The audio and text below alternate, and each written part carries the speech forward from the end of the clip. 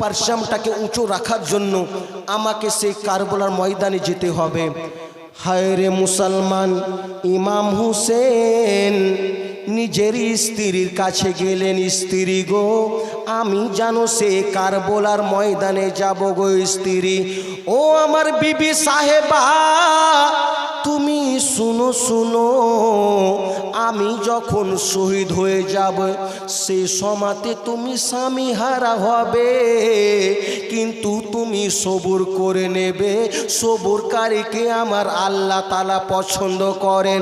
ও আমার স্ত্রী তুমি শুনো শুনো, তোমার বাবা অনেক জানো ধনী ব্যক্তি ছিল।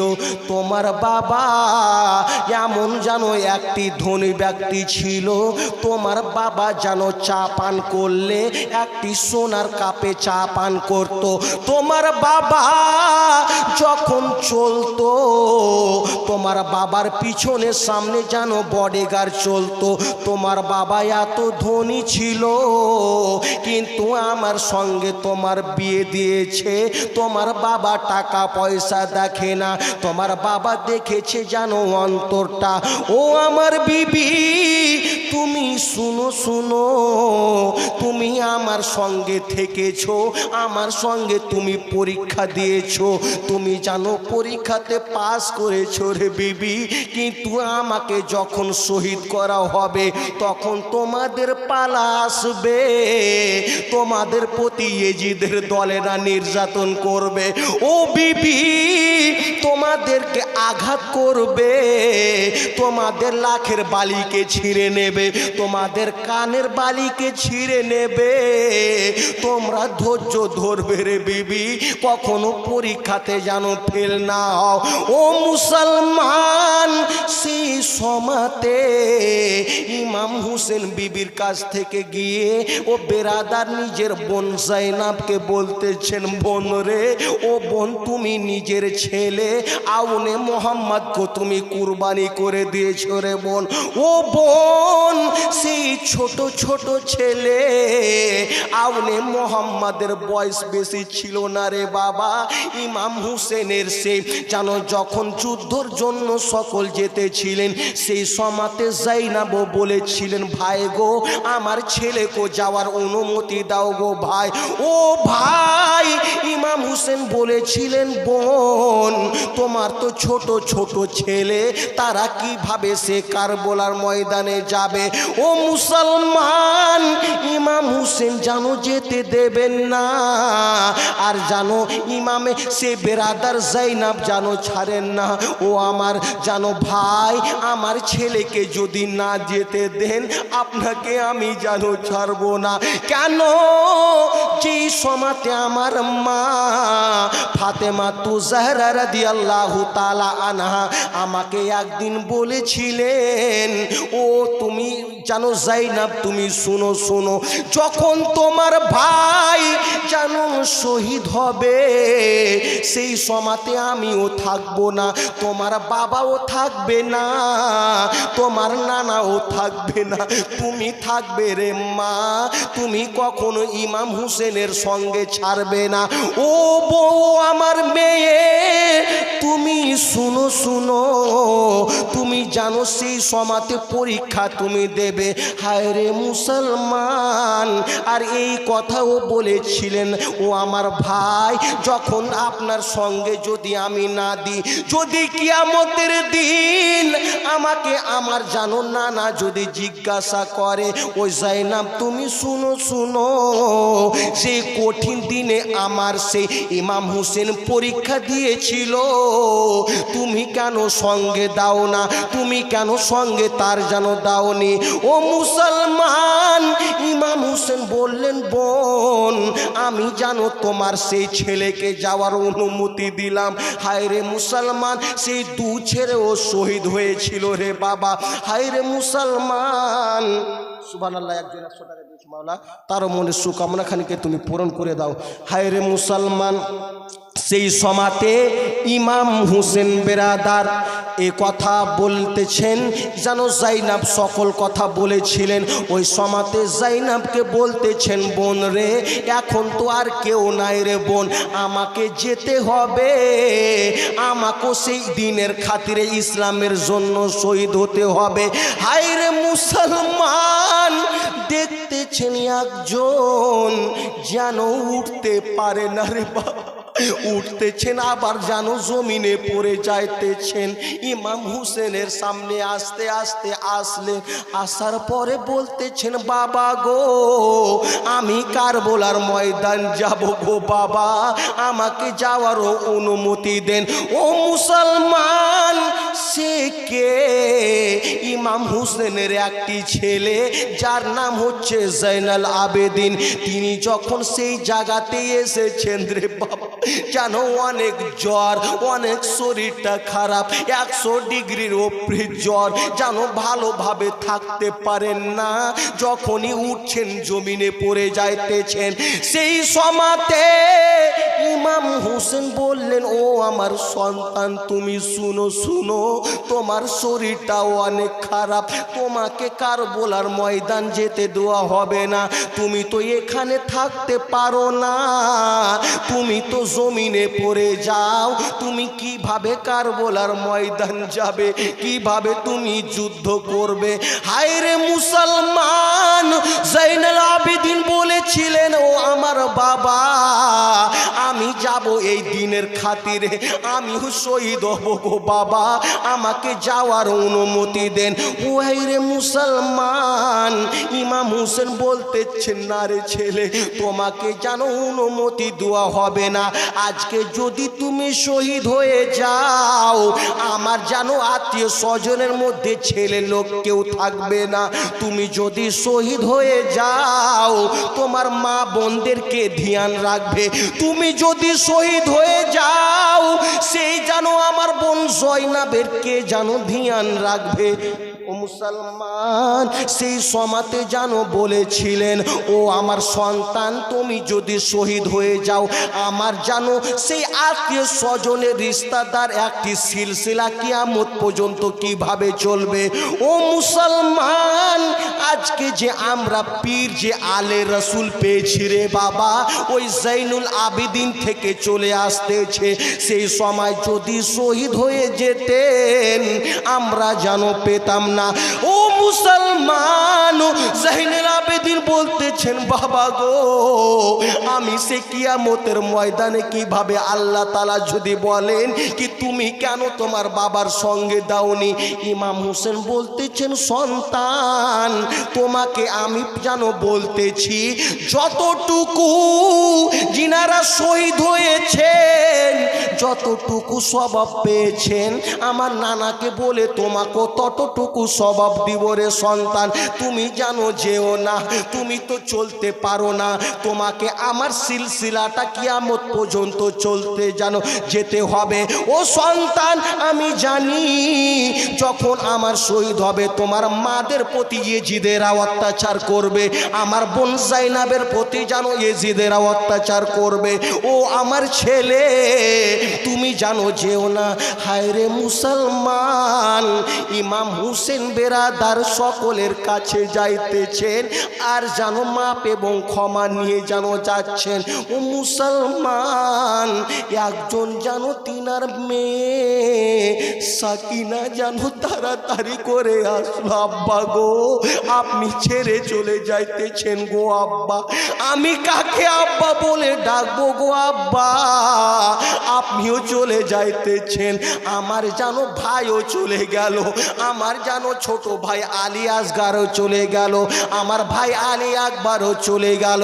ও গো আমার বাবা, আপনিও যদি চলে যান, আপনিও আর জানো ঘুরে করে আসবেন না, আমি কার কাছে থাকবো গো আব্বা। হায় রে মুসলমান, আমার মা বোনেরা ভাইরা রে, জানো সেই সমাতে ইমাম জানো হুসেন বলতেছেন, ও আমার মেয়ে তুমি জানো মনে কষ্ট নিও না রে মেয়ে, এই পরীক্ষা আমাকে পাস করতে হবে রে মেয়ে, আমি এখানে থেকে হবে না, আমাকে চলে যেতে হবে। হায় রে মুসলমান, ইমাম হুসেন যেন যখন ঘোড়াতে উঠেছেন রে বাবা, সকলের কাছে ক্ষমা থেকে অনুমতি নিয়ে এবার যেন ঘোড়াতে উঠে যেন ঘোড়াকে বলতেছেন, দুলদুল তুমি আর দেরি করো না, করো না, আমাকে নিয়ে তুমি কারবালার ময়দান চলো। হায় রে মুসলমান, দুলদুলকে যখন বলেছেন রে বাবা, শুধু দুলদুলের চোখের পানি শুধু ঝরে ঝরে পড়ে যায়। দুলদুল আমার আল্লাহ তাআলাকে বলতেছেন, মাওলা গো আমি কার কথা শুনবো গো মাওলা, একজন আমার পা ধরে রয়েছে, একজন ওপরে বলতেছে, আমি কার কথা শুনবো। ও মুসলমান, দুলদুল নিজের ভাষাতে বলতেছেন, ও গো আমার হুজুর ইমাম হুসেন, আপনি একটু নিচে দেখেন গো হুসেন, একটু আপনি দেখেন। যখন বেরাদার ইমাম হুসেন যখন নিচে দেখতেছে, ওই যে বেরাদার সাকিনা ছিলেন, জানো ঘোড়ার পা ধরে যেন কান্না করে যায়, ঘোড়ার পা ধরে যেন যেতে দেয় না। ও বেরাদার সেই সমাতে জানো ইমাম হুসেন নেমে জানো সাকিনাকে বুকে লাগিয়েছেন, মারে তুমি এভাবে কেন করতেছো রে মা, আমাকে কারবালার ময়দান যেতে হবে রে মা। ও মা তুমি মনে কষ্ট নিও না রে মা, সকলে একে একে শহীদ হয়েছে রে মা, আমাকেও যেতে হবে সেই জায়গাতে। হায় রে মুসলমান, সেই সমাতে বেরাদারে ইসলাম সেই তো ছন্দ বলেন, ইমাম হুসেন কারবালা যায় ঘোড়ার উপর চড়ে, মা সাকিনা পড়ে আছেন ঘোড়ার পা ধরে, এত করে বুঝায় আব্বা হিদায় মানে না, এত করে বুঝায় আব্বা হিদায় মানে না, গো আব্বা ছেড়ে যেও না, গো আব্বা চলে যেও না, ওই কারবালার ময়দান হতে কেউ ফিরে এলো না, গো আব্বা ছেড়ে যেও না, গো আব্বা চলে যেও না। মুসলমান, ইমামে হুসেন সাকিনাকে গলাতে লাগিয়ে বলতেছেন, মারে তুমি থেকে যাও রে মা, তুমি মনে কষ্ট নিও না রে মা, আমাকে পরীক্ষাতে পাস করতে হবে রে মা।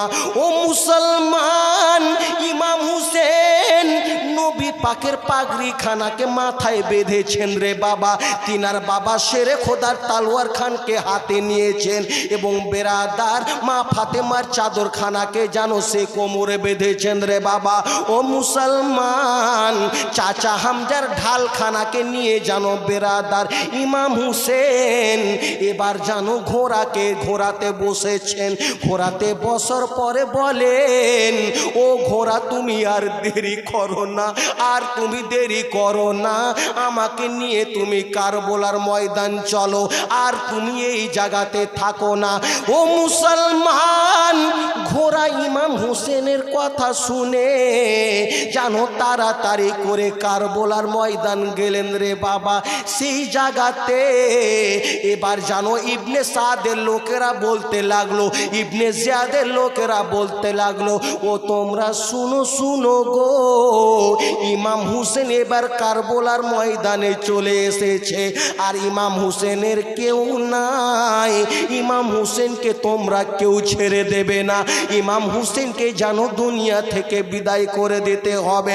ও মুসলমান, মুসলমান ইমাম হুসেন যেন একটি জায়গাতে বেরাদার দাঁড়িয়েছেন, দাঁড়ার পরে বলতেছেন, ও ইবনে জিয়াদের লোকেরা, তোমরা কিছু আমার বক্তব্য শুনে নাও। তোমাদের সামনে আমি কিছু বক্তব্য বলতেছি, কিছু আজ তোমাদেরকে বলতেছি। হায়রে মুসলমান ইমাম হুসেন যেন সেই জায়গাতে দাঁড়িয়েছেন, দাঁড়ার পরে বলতেছেন, ও তোমরা শুনো শুনো, আজকে যে তোমরা যে আমাদেরকে নির্যাতন করো, তোমরা যে আলী আসগারকে শহীদ করলে, আলী আকবরকে শহীদ করলে, তোমরা জানো আমাদের বংশধর কোথায় থেকে আসতেছে? আমার বাবা হলো হজরতে আলী, আমার মা হলো হজরতে ফাতেমা তুজাহরা রাদিয়াল্লাহু তাআলা আনহা।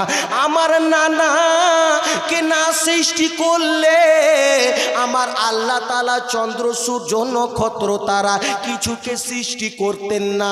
আজকে তোমরা তার নাতির প্রতি তোমরা সেই যেন গলাতে তোমরা চাবুক চালাবে, তোমরা ছুরি চালাবে, তোমাদেরকে আমার আল্লাহ তাআলা কখনো ক্ষমা করবে না।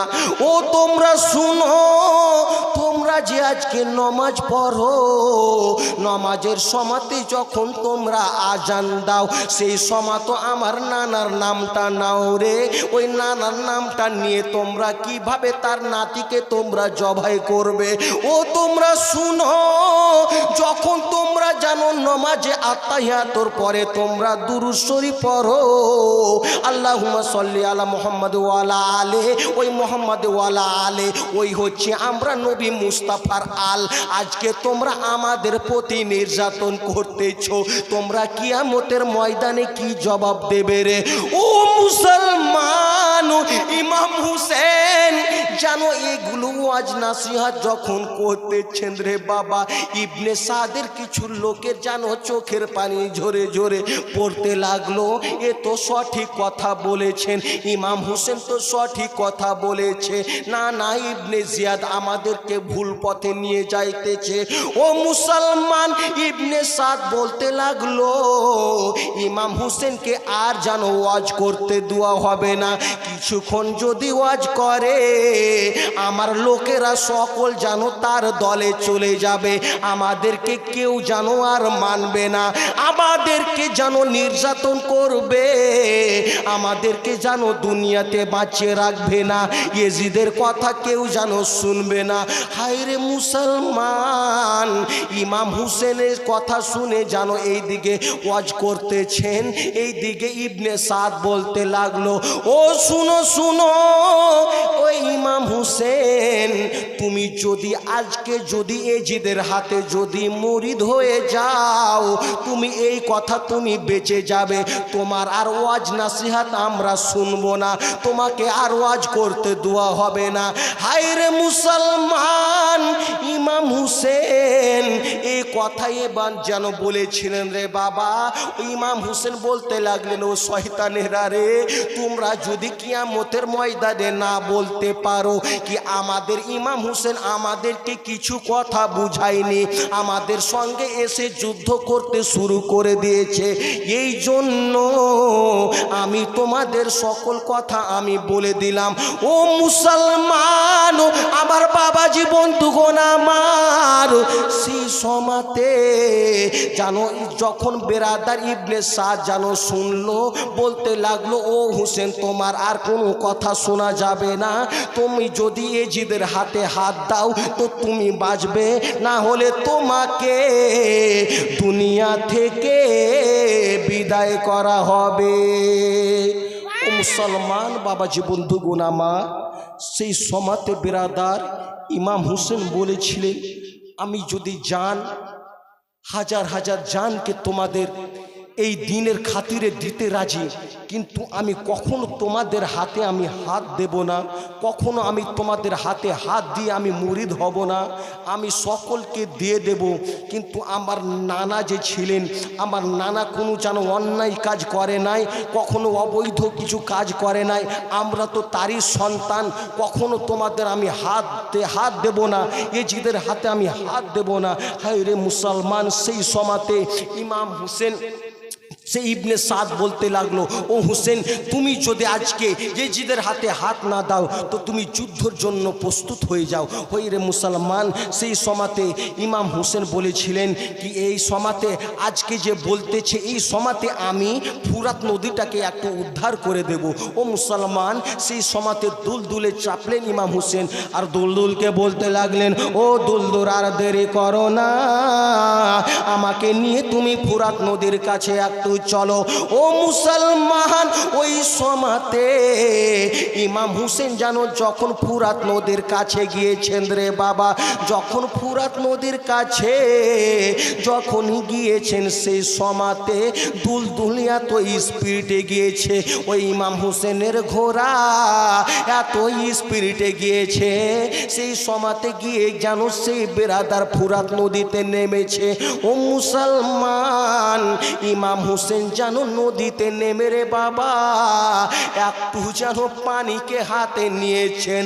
পানিকে মুসলমান, পানিকে হাতে নেওয়ার পরে শুধু পানিকে দেখেন, পানিকে দেখে শুধু চোখের পানি ঝরতেছে, শুধু চোখের পানি ঝরে ঝরে জানো পড়তেছেন, মাওলা গো এই পানির জন্য আমার ভাতিজা আবুল কাসিম দুনিয়া থেকে চলে গিয়েছে, মাওলা গো এই পানির জন্য আমার সন্তান আলী আকবর দুনিয়া থেকে চলে গিয়েছেন।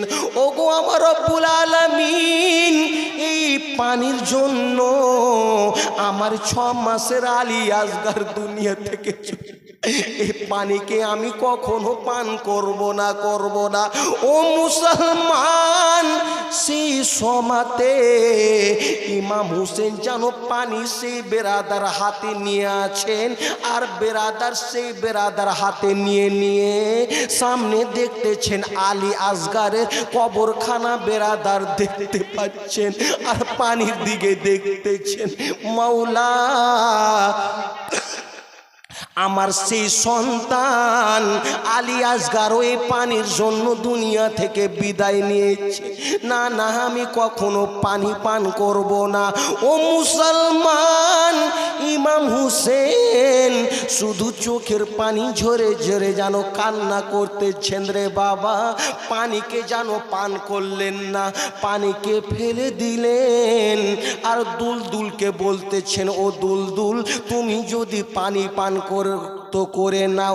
দুলদুল জানো আল্লাহ তাআলাকে বলতেছেন, মাওলা গো আমি কিভাবে এত বড় একটা ভুল কাজ করতে পারি যে নবী মুস্তাফার সন্তান পানি পান করলো না, তাদের সন্তান সকল পানির জন্য দুনিয়া থেকে বিদায় নিল, আমি এত বড়টা ভুল কখনো করতে পারবো না, আমি যেন পানি পান করব না। হায়রে মুসলমান, ইমাম হুসেন এই দিকে পানির কথা বলতেছেন রে বাবা, যেন দুলদুলের সঙ্গে কথা বলতেছেন আর ওই দিকে ইবনে সাদ যেন বলতে লাগলো, ও তোমরা শুনো শুনো, ইমাম হুসেন যদি পানি পান করে নাই, ইমাম হুসেন যদি পানি পান করে নাই আমাদের সকলকে কচুর কাটা মতন করে কেটে ফেলবে।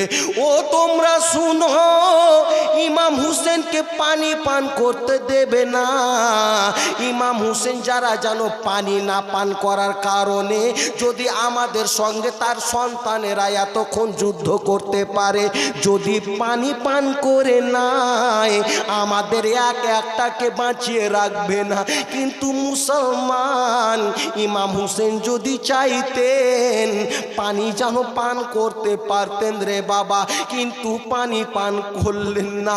ও আমার জননী মা বোনেরা, ও আমার ভাইরা গো, সেই সমাতে ইমামে হুসেন জানো ওই কথা বলতেছেন আর ওই দিকে ইবনে সাদেরা জানো সকল ইবনে জিয়াদের লোকেরা বলতে লাগলো, ইমাম হুসেনকে যদি পানি কখনো পান করতে দেবে না।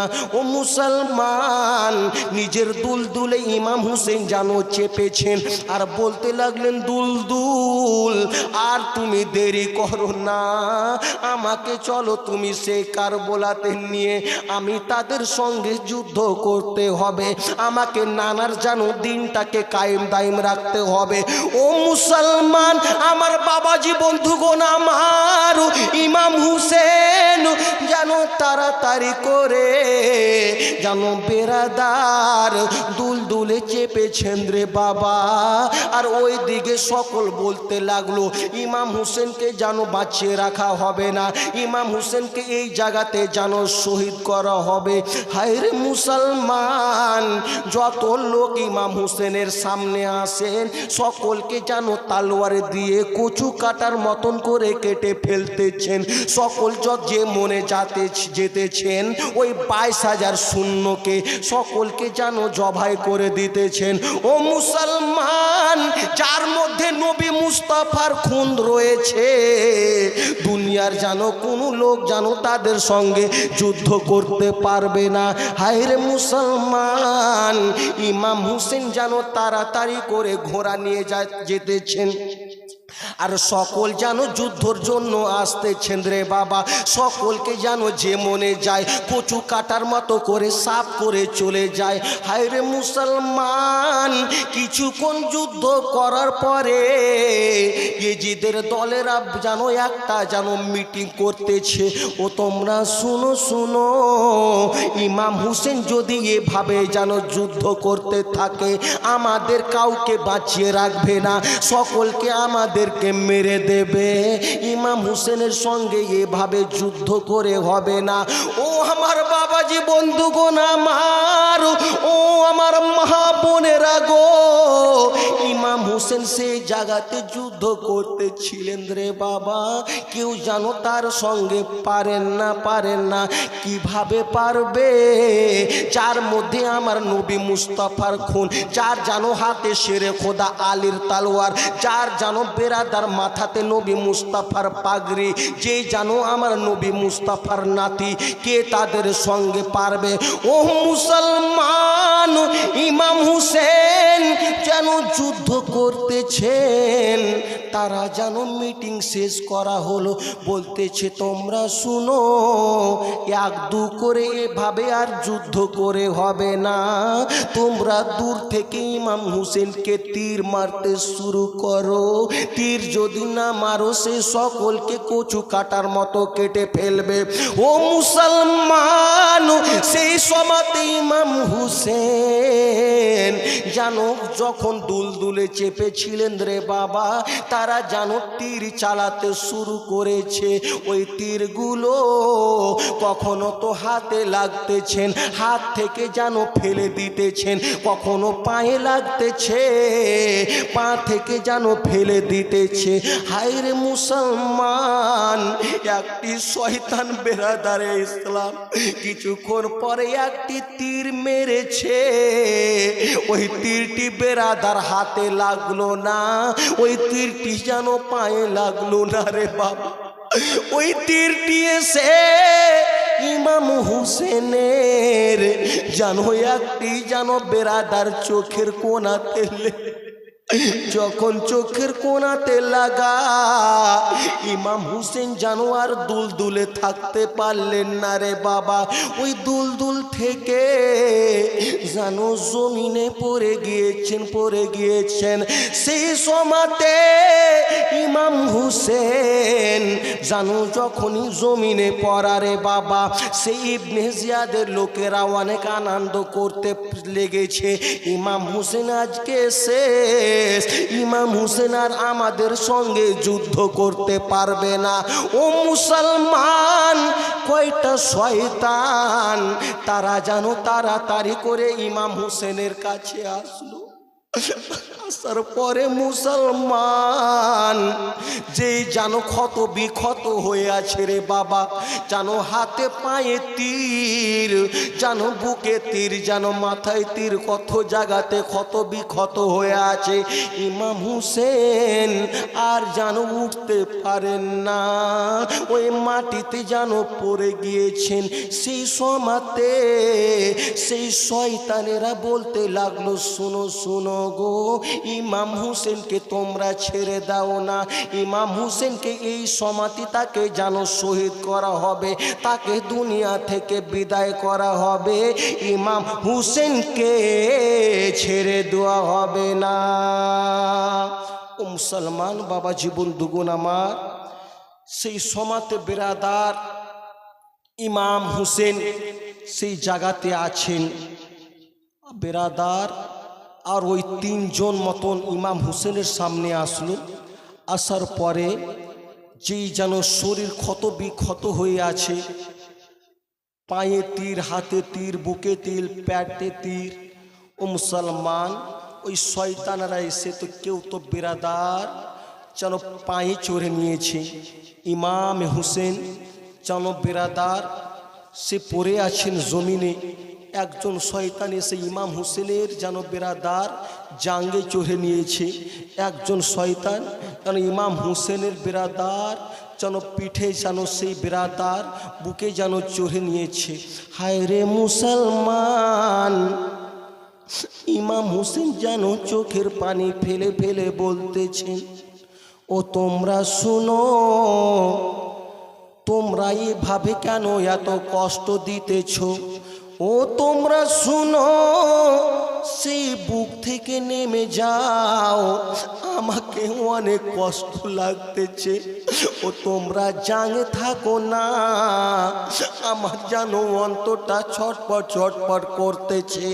ও মুসলমান, ইমাম হুসেন জানো সেভাবে পড়ে আছেন রে বাবা। ওই দিকে বেরাদারে ইসলাম সকল তারা শয়তানেরা বলতেছে, না হুসেন, তোমাকে এভাবে আমরা ছেড়ে দেব না, তোমাকে কষ্ট দিয়ে আমরা দুনিয়া থেকে বিদায় করব।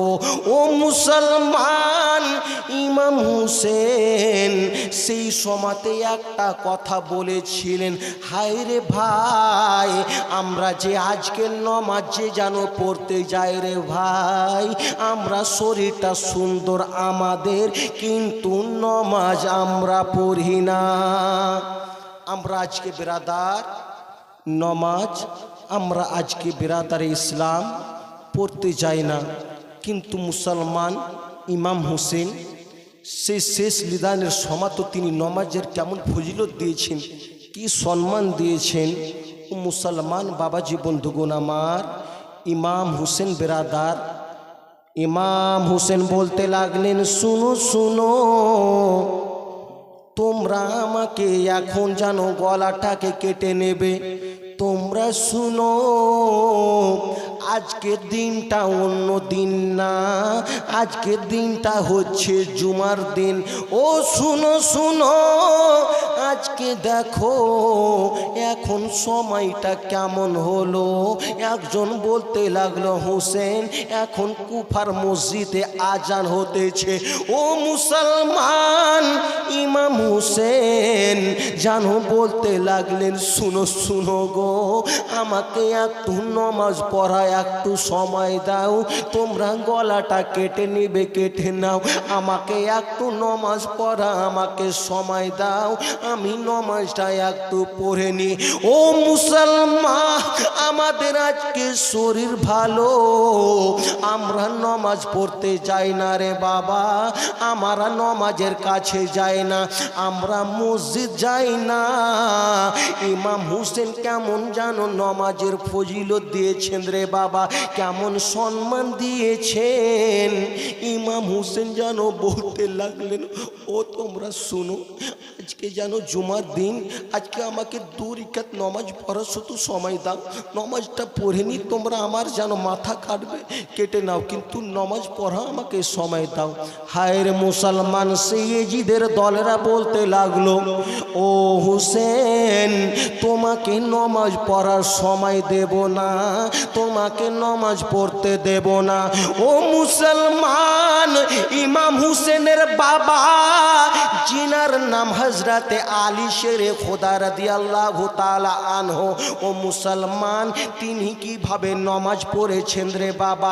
ইমাম হোসেন বলতেছেন, ভাই রে, আমারও জীবনে, আমার বাবারও জীবনে নামাজ কাজা নাই, আমার জানো নানা জান নবী পাকেরও জীবনে নামাজ কাজা নাই। ও শুনো, আমারও জীবনে নামাজ কাজা নাই। আমাকে আজকে তুমি যদি নামাজ না পড়তে দাও, আমার আল্লাহ তাআলাকে আমি কি জানো জবাব দেব? হায়রে মুসলমান, সেই সমাতে ইমাম হোসেন বলেছিলেন, ও শুনো শুনো, আমাকে শুধু 2 রাকাত নামাজ পড়ার জানো সময় দাও, জানো তারা দেবে না। ইমাম হোসেন জানো ছাপড়া ছাপড়ি করতে লাগলেন রে বাবা। হাতে তীর, পায়ে তীর, জানো চোখের কোনাতে তীর, জানো সেই জানো যন্ত্রণা সহ্য করতে পারেন না, তবুও ছাপড়া ছাপড়ি করে বেরাদার বুকের ভরে জানো পড়েছেন। ও বেরাদার, জানো ইশারাতে ইশারাতে আমার আল্লাহ তাআলার কাছে জানো 2 রাকাত নামাজ পড়েছেন আর বলেছেন, মাওলা গো, আজকে এত জানো কষ্ট, মাওলা আমাকে আপনি ক্ষমা করে দেবেন, আমি সুন্দরভাবে নামাজ পড়তে পারলাম না, আমার নামাজটাকে আপনি কবুল করে নেবেন। হায়রে মুসলমান, সেই সমাতে সেই এজিদের দলেরা, শয়তানেরা ইমাম হোসেনকে জানো বলতে লাগলো, হোসেন তুমি এবার জানো শহীদ হওয়ার জন্য প্রস্তুত হয়ে যাও, তোমার জানো মাথাটাকে আলাদা করা হবে। ও মুসলমান, ইমাম হোসেন বলল, শুনো শুনো গো, তোমাদের মধ্যে কে আছো কি আমার গলাটাকে আলাদা করবে? একজন দাঁড়িয়ে গেল, বলতেছে, আমি তোমার গলাটাকে আলাদা করব। তুমি কে গো? তুমি দেখো তো তোমার বুকটাতে কি কিছু নিশানা রয়েছে? তুমি নিজের বুকটা দেখাও তো। আমার নানা বলেছিলেন, আমার যে গলাটাকে কাটবে তার বুকটাতে একটা নিশানা থাকবে। ও মুসলমান, ইমাম হোসেন যখন বলেছেন, সেই জানো বলতে লাগলো, আমার বুকটা দেখবে। বুকটা জানো দেখালো, বুকটাতে জানো একটা লম্বা হয়ে জানো দাগ আছে রে বাবা। ইমাম হোসেন জানো বলতেছে, ও তুমি আছো আমার, তুমি গলাটাকে কাটতে পারবে, কেউ আর জানো আমার গলাটাকে আলাদা করতে পারবে না। ও মুসলমান, সেই সমাতে ইমাম হোসেনকে সে ব্যক্তি জানো বেরাদার যখন তালোয়ারিটাকে নিয়ে রে বাবা ইমাম হোসেনকে জবাই করতে যাবে, সেই সমাতে ইমাম হোসেনকে এত চেষ্টা করে জবাই করার, কিন্তু জবাই করতে পারে না।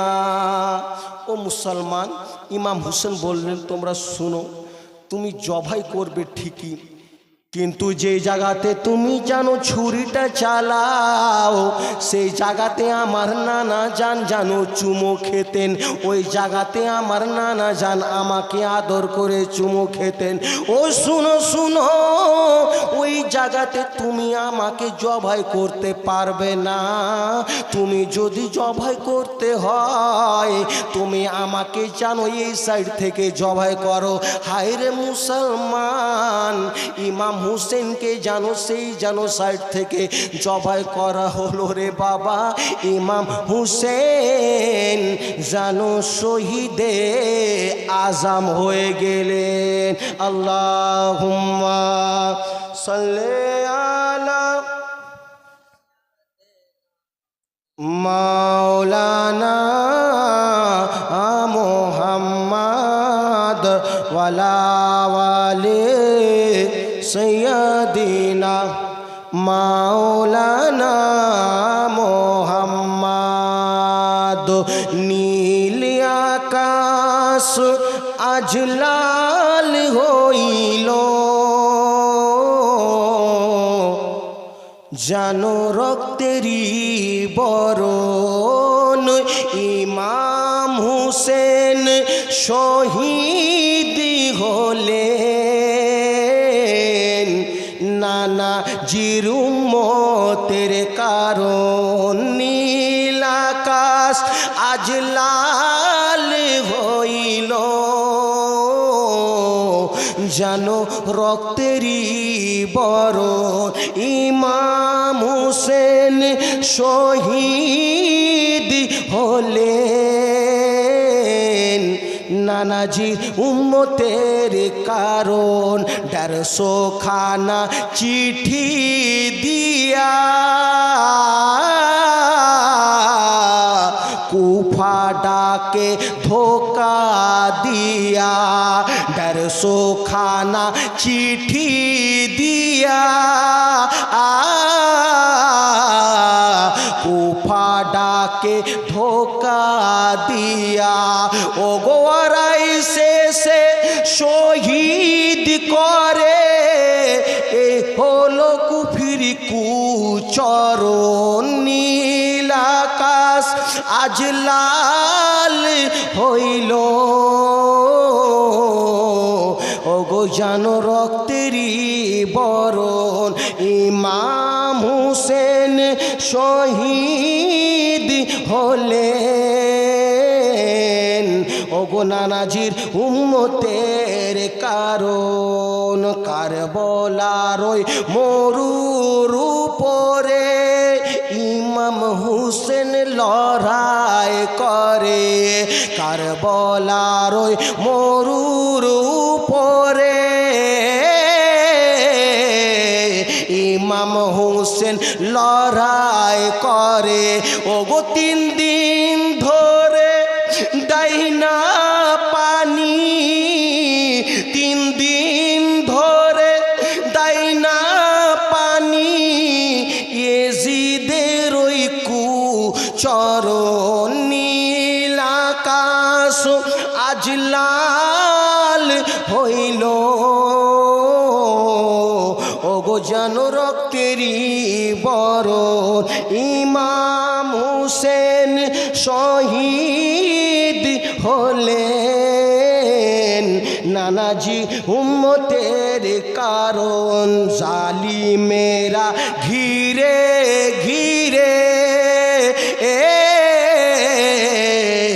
তীর মারে ইমাম মেরে, জালিমেরা ঘিরে ঘিরে ও গো তীর মারে ইমাম মেরে,